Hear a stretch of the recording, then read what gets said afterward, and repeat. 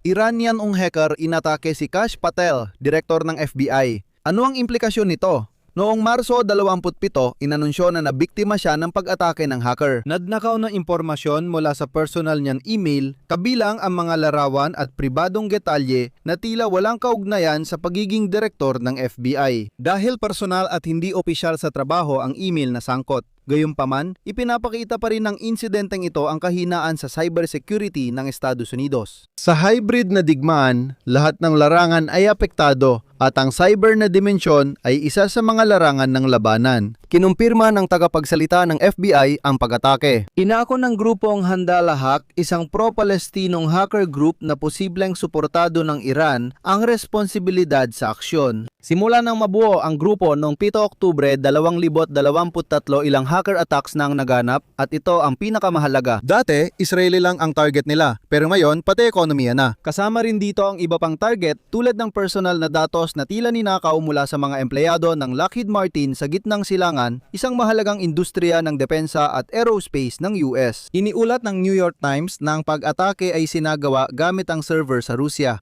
Hindi ito nakakagulat dahil malapit ang Kremlin at Iran at kilala ang kakayahan ng mga hacker na Ruso. Sa ganitong operasyon, kahit konting resources, sinusuportahan ng ilang gobyerno ang mga hacker. Kaya nilang gumawa ng malalaking atake tulad dito. Hindi madaling maghanda ang mga bansa. Kayo, anong palagay ninyo? Tulad dati, ang dagdag na info ay nasa komento o deskripsyon.